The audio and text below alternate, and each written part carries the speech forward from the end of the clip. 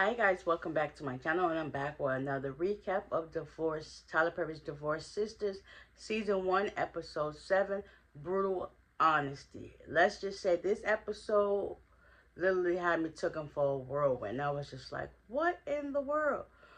So, all in all, after Vaughn shot himself, Rashida, Jeff, Bridget, Geneva, um, Calvin,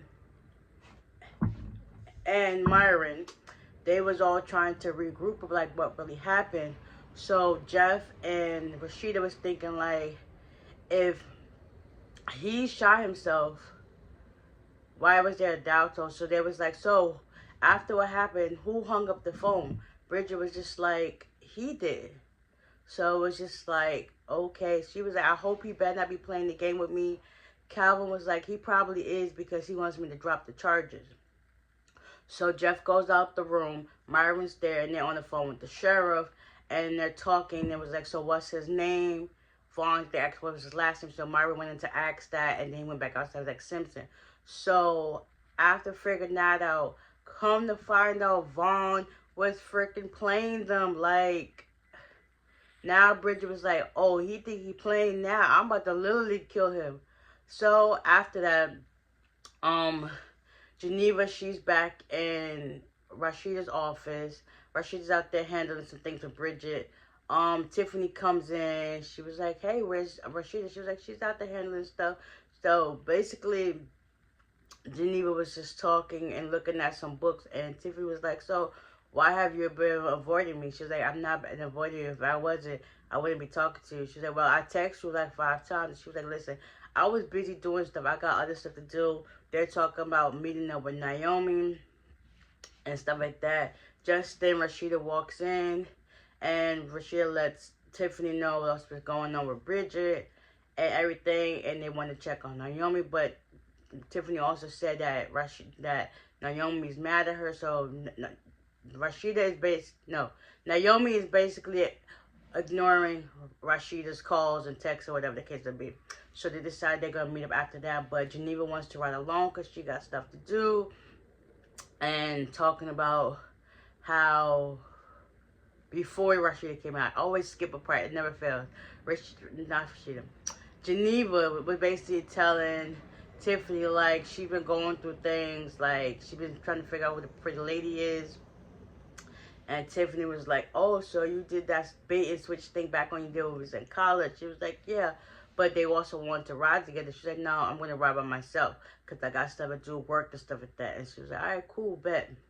So after that, the girls are on the road talking, whatever the case may be. Jeff goes to go check on Franklin. Franklin thinks it's a ploy to get money for the church, but Jeff literally was going in to check on Lindsay to see how she's doing because her back is severely burned and she's basically heavily sedated. Franklin takes it upon himself to say that your wife is now on my hit list because she's associated with Naomi. And he's like, that's not fair. He was like, well, you know how a bomb goes off and everybody that's in close proximity gets blown away? Yeah, she's basically collateral damage. So just because she's associated with Naomi, she's on the hit list, and you're on the hit list as well. So then after that, Jeff set Franklin straight like, listen, just because I'm a man of God don't mean I'm not an MFA like you. Like, I can get down and dirty too, but stop playing with me. Stop playing with me. Don't let this church clothes fool you. Like, I can still squabble with you in the streets, basically giving him them vibes. Like, listen, you ain't the only one. Stop playing with me. So after Jeff leaves, Jeff calls Rashida while they're driving on the road, talk about how he needs to talk to her, take her off speakerphone. He does that. He let her know that Naomi, he's coming after Naomi, and he's coming after you too. So he wanted Naomi to come to their house, and Rashida was like, nah, I don't think that's good. But then he was like, listen, I'll just meet y'all there. How long y'all is? So they texted the ETA, and when Geneva pulls up to the house, Hakeem, he's there. Hakeem and Naomi had a little session going on where she kept yanking on his neck or whatever the case may be. I'm surprised they actually showed her top like that. They should have just had that joint covered. But anyways, whatever. So he was like, listen, you better stop trying to choke me out. I'm not him. Like, whatever he did to you, I am not him. So she was like, you know I like that. So it wouldn't even matter. So it was like, okay, eventually she told him to get his stuff and leave. By this time, Geneva pulls up. She walks in the house. He's walking in butt naked with a sandwich. And she was like, where the heck are your clothes? Well, back to her. He was like, listen, I was making me a sandwich. I like to walk around naked. But this ain't your house to walk around naked. Like, and then Naomi comes up like, I thought I told you to leave. So he was like, all right, cool. He takes the sandwich. He goes to put it back to get his clothes. And then Naomi, she ends up going into her room. Then he comes back out dressed. He ends up taking the sandwich with him. She was like, I thought she told you to go home. He eventually leaves, and he was like, something B. She said, who are you calling a B? So Naomi goes into the room. No. Geneva goes in the room behind Naomi, and she was just like, I know you've been hurt and stuff like that, but the girl's is about to be here in a sec. I need to go get cleaned up or whatever case it be. She was like, huh. So basically, Naomi did what Geneva said. By this time, everybody done pulled up to the front of the house, and they start talking. Geneva comes out. She was like, listen, this is not a good look. And y'all need to be careful what y'all say, because she do got cameras and everything, so she can hear everything. So like, all right, cool, let's just go in the house. So they go in the house.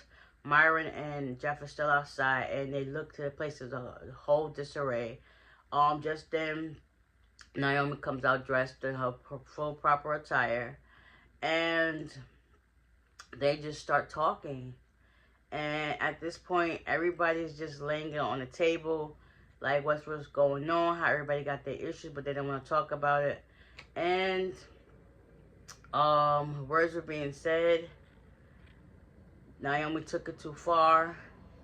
Bridget was like, I don't know why we're still friends with you. It was like, you just do stuff over and over again. You're childish. Naomi went in on everybody, talking about how Tiffany, she's lonely and she's falling for a guy that she just met. Bridget's dating somebody that's in daycare.